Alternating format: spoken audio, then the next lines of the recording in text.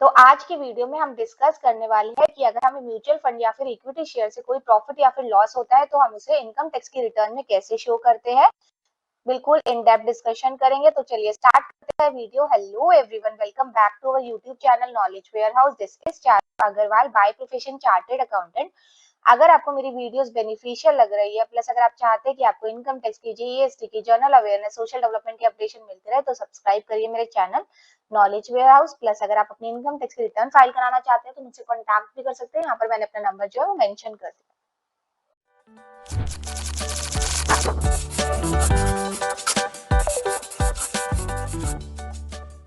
यहाँ पर मैंने लॉगिन टू इनकम टैक्स को टाइप कर दिया है। तो ये मेरे पास जो फर्स्ट ऑप्शन आता था मैं इसको कर दूंगी क्लिक। तो उसके बाद क्लिक करके मेरी ऐसी कुछ स्क्रीन ओपन होकर आएगी। यहाँ पर मुझसे यूजर आईडी और पासवर्ड की डिमांड की गई है, तो यहाँ पर मैं अपना यूजर आईडी और पासवर्ड एंटर करके कंटिन्यू कर दूंगी। तो उसके बाद मेरी कुछ ऐसी स्क्रीन जो है वो ओपन होकर आएगी। तो यहाँ पर देखो, इनकम टैक्स रिटर्न फाइल करने से पहले हमें दो चीजों को बहुत ध्यान देने की जरूरत है। सबसे पहले हमें एआईएस चेक करना है। तो एआईएस यहाँ पर आपको कहाँ मिलेगा, यहाँ पर जो ऑप्शन आप इसको क्लिक करोगे तो एआईएस आप देखोगे कौन कौन सी जो इनकम है, कौन कौन सी ट्रांजेक्शन जो है आपकी रिफ्लेक्ट हो रही है एआईएस में। उसी के अकॉर्डिंगली आपको ध्यान रखना है कि वो सारी जो इनकम है वो आप अपनी रिटर्न में भी शो करो। देन उसके बाद नेक्स्ट इंपॉर्टेंट पॉइंट है कि आप 26 ईयर्स चेक करो। तो वो कैसे चेक कर सकते हो, आप ई फाइल में जाके, इनकम टैक्स रिटर्न में जाके, और यहाँ पर जो व्यू फॉर्म 26 एएस उसको क्लिक करके आप अपना फॉर्म 26 एएस चेक करिए। अब हम चलते हैं कि हम ITR 2 कैसे फाइल कर सकते हैं। तो यहाँ पर ई फाइल में, इनकम टैक्स रिटर्न में, फाइल इनकम टैक्स रिटर्न में मैंने कर दिया क्लिक। तो मेरी कुछ ऐसी स्क्रीन ओपन होकर आएगी। तो यहाँ पर मुझसे असेसमेंट ईयर पूछा गया है, तो मैंने यहाँ पर 24-25 को सिलेक्ट कर लिया। Then select not online. Then मैं थोड़ा सा नीचे स्क्रॉल डाउन कर दी तो मेरा कंटिन्यू का बटन है, मैंने यहाँ पर कंटिन्यू कर दिया। तो देखो, यहाँ पर अगर आपने कुछ भी पहले इस रिटर्न में कुछ काम किया होता है तो आपका रिज्यूमिंग फाइल आ जाता है कि आप जैसे आपने रिटर्न भरना शुरू किया लेकिन आपके कुछ डॉक्यूमेंट्स है वो अब पूरे नहीं है, तो आप वहां तक भी सेव करके रख सकते हो। बाद में आप जब रिटर्न भरने बैठते हो तो रिज्यूम फाइल वाला ऑप्शन आ जाता है कि आपने जो पहले प्रीवियसली आधी रिटर्न भरी होती है उससे आगे भी आप कंटिन्यू कर सकते हो। तो यहाँ पर मैं आपको स्टार्ट न्यू फाइलिंग पे क्लिक कर रही हूँ। तो यहाँ पर आपको देखो क्या करना है, सिलेक्शन कि आपका स्टेटस क्या है, इंडिविजुअल है तो इंडिविजुअल को क्लिक करके आप कर दोगे कंटिन्यू। करके आपसे पूछा जाएगा आप कौन सा फॉर्म भरना चाहते हैं। यहाँ पर मैंने ITR 2 सिलेक्ट कर लिया। देन मैं प्रोसीड विद ITR 2 कर दूंगी। देन लेट गेट स्टार्ट को मैंने कर दिया क्लिक। तो ये हमसे आस्क कर रहा है कि क्या रीजन है आप इनकम टैक्स रिटर्न क्यों फाइल कर रहे हो। अगर आपकी taxable income basic exemption limit से ज्यादा है इस वजह से कर रहे हो, या फिर आपने कई डिपॉजिट्स कराए हैं 1 करोड़ या 1 करोड़ से ज्यादा, एक से ज्यादा करंट अकाउंट में, या फिर आपने जो फॉरेन कंट्री पे जो ट्रेवलिंग में एक्सपेंडिचर किया है वो 2 लाख से ज्यादा है, या फिर आपका इलेक्ट्रिसिटी बिल 1 साल का 1 लाख से ज्यादा हुआ है, या फिर कोई और कंडीशन के हिसाब से फाइल करना चाहते हो, या फिर अदर्स। तो यहाँ पर आपको जो भी लगता है आपका रीजन है उसको आप सिलेक्ट कर सकते हो। यहाँ पर मैंने taxable income is more than exemption limit को सिलेक्ट करके और यहाँ पर नीचे कर देती हूँ कंटिन्यू। यहाँ पर देखो हमें शेड्यूल सिलेक्शन दी हुई है कि अगर हम पहले ही शेड्यूल जो जो हमारे ऊपर एप्लीकेबल है, जो जो हम जहाँ पर हमारी इनकम है, तो वो अगर हम पहले सिलेक्ट कर देंगे तो हम जब कंटिन्यू करके आगे चलेंगे तो हमारे पास वही शेड्यूल ओपन होकर आएंगे और हमें दिक्कत नहीं होगी। तो कंटिन्यू करने से मैं क्या करती हूँ, जो साइड में मेरे शेड्यूल्स है ना, मैं उसको सिलेक्ट कर लेती हूँ। यहाँ पर देखो हमें जो इनकम है, हमारी कौन कौन सी इनकम है वो देखते हैं। वो वाले शेड्यूल्स हम यहाँ पर सिलेक्ट कर देते हैं। सैलरी इनकम है, हाउस प्रॉपर्टी इनकम है, या फिर हमारी कैपिटल गेन की इनकम है। यहाँ पर मैंने कैपिटल गेन का भी सिलेक्शन कर लिया है। मेरी लॉन्ग टर्म देखो 112 का क्या मतलब है, लॉन्ग टर्म कैपिटल गेन, ठीक है। और यहाँ पर जो है आपने ये सिलेक्ट कर लिया अपना लॉन्ग टर्म कैपिटल गेन वाली, ये VDA वर्चुअल डिजिटल एसेट। आप अगर आपने कोई क्रिप्टो करेंसी किया है तो ट्रांजेक्शन तो ये सिलेक्ट कर लेंगे, या फिर आपने कोई स्पेसिफाइड इनकम वाली जो है स्पाउस या माइनर की है वो वाली, या फिर कोई एग्जाम्प्ट इनकम है जैसे कि आपको PPF से इंटरेस्ट वगैरह मिला है, तो जिस इनकम पे हमारा टैक्स नहीं लगता उसको हम एग्जाम्प्ट इनकम बोलते हैं, तो वो भी अगर आपकी है तो यहाँ पर हम उसको भी कर देंगे सिलेक्ट। यहाँ पर अगर आपकी जो कोई फॉरेन सोर्स से इनकम आई है, या फिर आप कोई शेड्यूल टैक्स रिलीफ ले रहे हैं 1990 91, जो भी आपकी रेलिवेंट इनकम है, जो भी आप इनकम टैक्स रिटर्न में फाइल करना चाहते हो वो आप अपना इजिली यहाँ से सिलेक्शन कर लेते हैं। तो मैंने यहाँ पर, तो देखो यहाँ पर हमने ITR 2 वाला ऑप्शन सिलेक्ट किया है। तो अगर आपकी बिजनेस इनकम है तो ITR 2 आप नहीं फाइल कर सकते, तो उस केस में आपको ITR 3 ही फाइल करनी पड़ेगी। तो अभी जो हम डिस्कस करने वाले हैं सिर्फ वो कैपिटल गेन कैसे डालेंगे वो करने वाले हैं। अगर आपकी सैलरी भी इनकम है, हाउस प्रॉपर्टी की भी इनकम है, अदर सोर्सेज की भी इनकम है, एग्जाम्प्ट इनकम भी है, या फिर कोई और इनकम भी है, तो वो आप उस रिटर्न में फाइल करना चाहते हैं तो उसकी एक फुल फ्लेज वीडियो मैंने अपने चैनल पे डाल रखी है। इसका मैं आई पिन में आपको लिंक दे दूंगी, तो वहां पर से चेक कर सकते हैं। तो यहाँ पर मैं सिर्फ आपको बता रही हूँ कि अगर आपको इक्विटी शेयर या फिर म्यूचुअल फंड में प्रॉफिट या फिर लॉस होता है तो उसको आप कैसे शो करते हैं।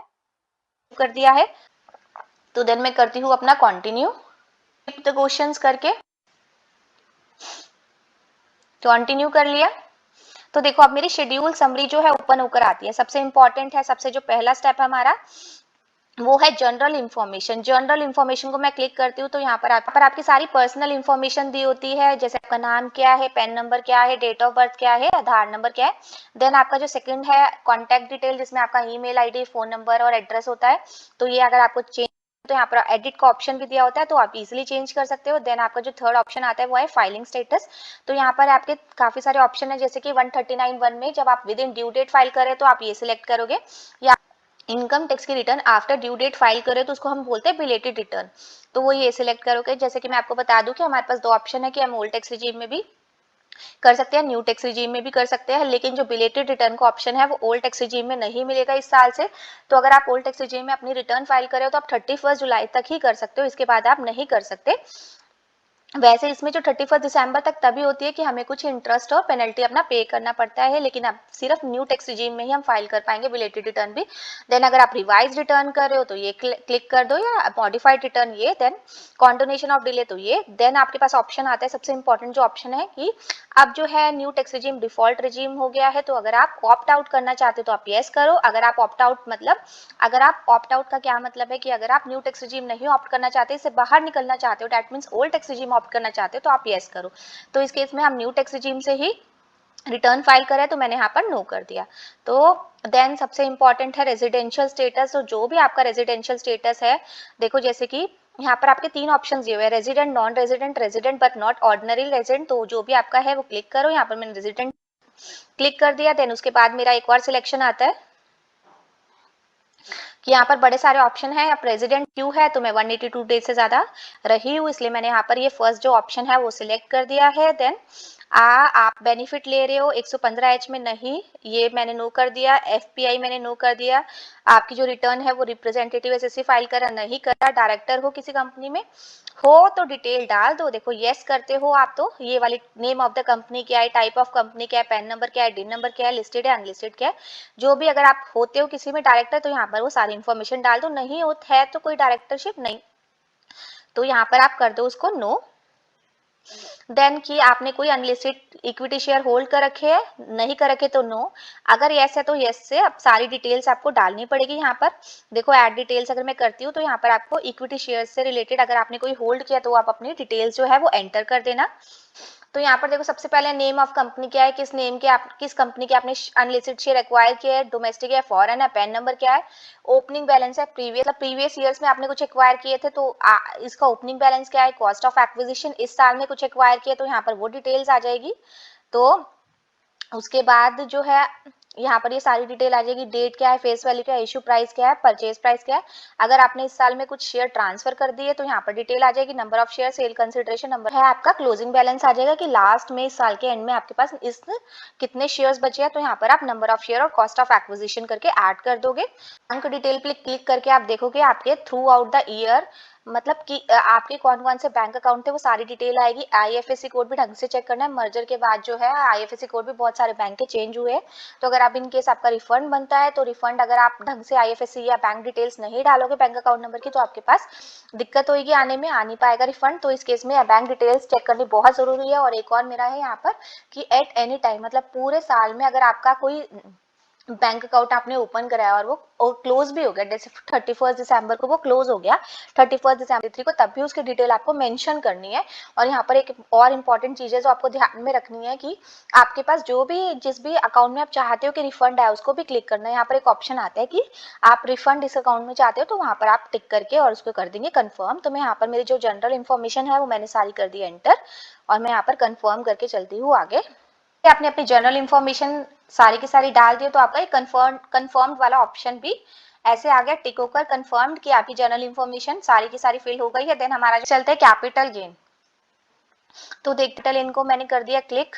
कैपिटल गेन जो होती है वो बहुत सारे टाइप की होती है, तो यहाँ पर आपको सिलेक्ट करना है कि कौन से टाइप की आपकी कैपिटल गेन है। आपने कोई लैंड एंड बिल्डिंग बेचा है या फिर आपकी इक्विटी शेयर्स कुछ बेच के हुई है, तो यहाँ पर ये ऑप्शन है जिस 111A शॉर्ट टर्म की हुई है या फिर आपकी अगर लॉन्ग टर्म की हुई है तो यहाँ पर ये सिलेक्ट करना है। तो यहाँ पर मैं लॉन्ग टर्म शॉर्ट टर्म दोनों ही सिलेक्ट कर देती हूँ अगर आपने कोई बॉन्ड डिबेंचर बेच के हुआ है तब। तो यहाँ पर आपके पास बहुत सारे ऑप्शन दिए हुए हैं, जो भी जिस भी टाइप की आपकी कैपिटल गेन है यहाँ पर आप सिलेक्ट कर लोगे। तो यहाँ पर मैंने शॉर्ट टर्म और लॉन्ग टर्म अपने सिलेक्ट कर ली है। यहाँ पर 111 है शॉर्ट टर्म के लिए, 112 है लॉन्ग टर्म के लिए, तो यहाँ पर मैं कर दूंगी अपना कंटिन्यू। यहाँ पर सबसे पहले अगर मेरा शॉर्ट टर्म है तो मैं यहाँ पर सिलेक्ट करती हूँ इसे। तो यहाँ पर मैं ऐड डिटेल्स पे जाती हूँ। तो अब आप जो है अपनी सारी की सारी डिटेल्स ऐड करिए। अगर आपका म्यूचुअल फंड या इक्विटी शेयर में कोई आपने सेल की है तो यहाँ पर मैंने 111A सेक्शन को कर दिया सिलेक्ट। तो यहाँ पर अब मुझे डालना है फुल वैल्यू ऑफ कंसिडरेशन। जैसे आपने कोई 1 लाख के एसेट या म्यूचुअल फंड लिए थे, वो आपने 1,20,000 के सेल किए हैं, तो यहाँ पर आपकी वैल्यू आएगी। तो मैंने यहाँ पर 1,20,000 डाल दिया, 1,20,000 मैंने सेल किया था। फुल वैल्यू ऑफ कंसिडरेशन का क्या मतलब है, यहाँ पर आपको सेल प्राइस एंटर करना है। देन आपका आता है cost of acquisition without indexation, कितने में आपने वो परचेज किया था without indexation. Short term capital gain में हमेशा विदाउट इंडेक्सेशन में ही आता है। तो लेट्स से मैंने 1 लाख के जो है वो शेयर्स परचेज किए थे। कॉस्ट ऑफ इंप्रूवमेंट कुछ आएगा नहीं, कोई एक्सपेंडिचर अगर आपका हुआ है उसको ट्रांसफर करने के लिए, लेट्स से एग्जांपल 1,000 हुआ है तो मैंने यहाँ पर एंटर कर दिया। तो यहाँ पर देखो मेरा शॉर्ट टर्म कैपिटल गेन जो है वो निकल कर आ जाता है 90,000, तो मैंने यहाँ पर उसको कर दिया ऐड। आपने शॉर्ट टर्म कैपिटल लॉस किया है तो भी आप यहाँ पर डाल सकते हैं। मैं आपको बता देती हूँ वो कैसे डलेगा। यहाँ पर देखो capital short term capital loss हुआ है तो वो डाल सकते हैं आप। लेट्स एन एग्जांपल, आपका जो सेल प्राइस था वो 75,000 है और आपकी जो कॉस्ट थी वो 1 लाख की थी, तो यहाँ पर 25,000 आपका लॉस आ जाता है। यहाँ पर शॉर्ट टर्म कैपिटल लॉस आ जाता है। जो शॉर्ट टर्म कैपिटल लॉस होता है वो सिर्फ शॉर्ट टर्म कैपिटल गेन से ही सेट ऑफ हो सकता है। तो अगर इस साल आपका कोई कैपिटल गेन नहीं है तो आगे आप 8 साल में कैरी फॉरवर्ड उसको कर सकते हैं, कोई दिक्कत नहीं है। तो यहाँ पर अगर आपका लॉस होता है तो आप लॉस भी डाल सकते हैं, गेन आता है तो गेन भी आप एंट्रीज कर सकते हैं। ऐसी मैंने आपको बता दी कि शॉर्ट टर्म कैपिटल गेन को कैसे एंटर करना है। तो यहाँ पर मैंने कंफर्म कर दिया है। अब हम डाल के देखते हैं कि हमें लॉन्ग टर्म कैपिटल गेन की एंट्रीज जो है वो कैसे करनी है। शॉर्ट टर्म कैपिटल गेन है वो एंटर कर दिया। अगर हमारा कोई लॉन्ग टर्म कैपिटल गेन भी हो तो हम यहाँ पर क्लिक करके और उसको ऐड डिटेल्स में जाके इजीली जो है लॉन्ग टर्म कैपिटल गेन की सारी डिटेल्स डाल सकते हैं। तो देखते हैं लॉन्ग टर्म कैपिटल गेन में हमें कौन कौन से ऑप्शंस जो है वो सिलेक्ट करने हैं। Long term capital gain under section 112 है, तो मैं यहाँ पर व्यूज शेड्यूल 112 को ओपन कर लेती हूँ। तो यहाँ पर देखो मेरे पास डाउनलोड CSV टेम्पलेट भी है। तो अगर आपकी बहुत सारी लॉट ऑफ ट्रांजेक्शन है तो आप टेम्पलेट को डाउनलोड कर दीजिए, उसको फिल करके फिर अपलोड इजीली कर सकते हैं। अगर आपके पास नंबर ऑफ ट्रांजेक्शन ज़्यादा नहीं है तो आप ऐड डिटेल्स में भी चले जा सकते हैं। तो मैं यहाँ पर ऐड डिटेल्स में जाके आपको बताती हूँ कैसे करनी है। तो यहाँ पर शेयर, आपने जो शेयर है वो एक्वायर किया है 31 जनवरी 2018 से पहले या बाद में, तो हम दोनों ही ऑप्शन देख लेते हैं। अगर 31 जनवरी से पहले किया हो तो आपको ISNI कोड डालना है। नंबर ऑफ शेयर्स कितने थे, नेम किस नाम क्या है उसका, नंबर ऑफ शेयर्स क्या है, सेल प्राइस क्या है, कॉस्ट ऑफ एक्विजिशन क्या है। इसमें एक चीज और ऐड करनी है कि आपकी जो फेयर मार्केट वैल्यू क्या थी 31 जुलाई 2018, तो आपको ये भी सर्च करना पड़ेगा। देन अगर आपने कोई एक्सपेंडिचर किया हो और फुल वैल्यू ऑफ कंसिडरेशन कितने में आपकी वो भी की, ठीक है। तो यहाँ पर फिर आपका जो सारा कैलकुलेशन होकर आपका आ जाएगा कितना आपका लॉन्ग टर्म कैपिटल गेन हुआ। अगर आपने 31 जनवरी 2018 से पहले वो शेयर एक्वायर किए थे तो आप नीचे वाला ऑप्शन जो है वो इजीली सिलेक्ट कर सकते हैं।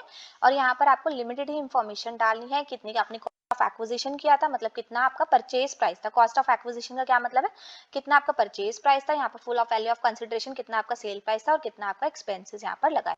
तो मैं कॉस्ट ऑफ एक्विजिशन डाल लेती हूँ अपनी 1 लाख रुपए और एक्सपेंडिचर मुझे हुआ है 20,000 का और मैंने उसको 2 लाख में बेच दिया, ठीक है। तो यहाँ पर मेरा लॉन्ग टर्म कैपिटल गेन भी निकल कर आ जाएगा।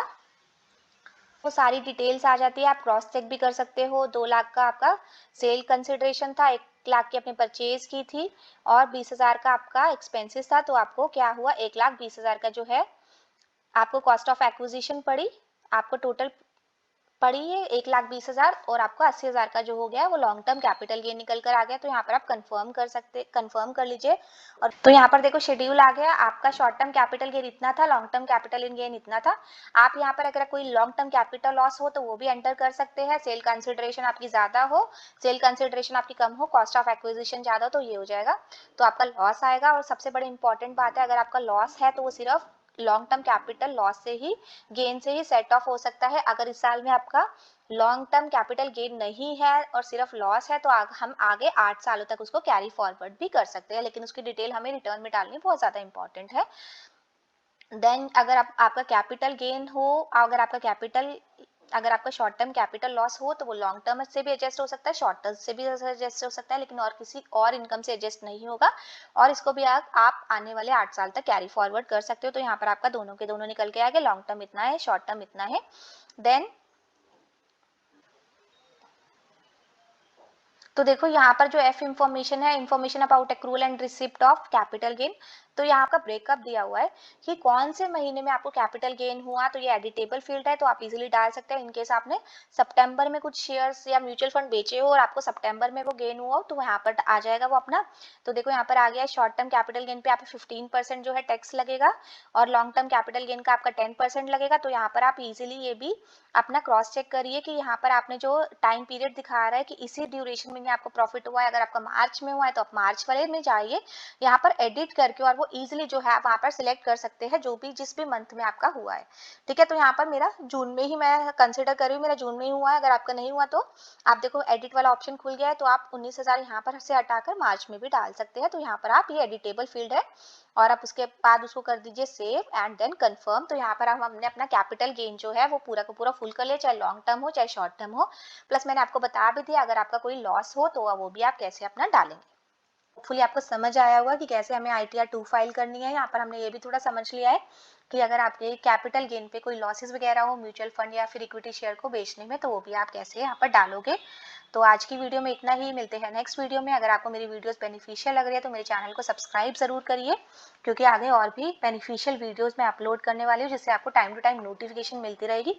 प्लस अगर आप अपनी इनकम टैक्स की रिटर्न फाइल कराना चाहते हैं तो मुझसे कॉन्टैक्ट भी कर सकते हैं, यहाँ पर मैंने अपना नंबर जो है मेंशन कर दिया। Thank you.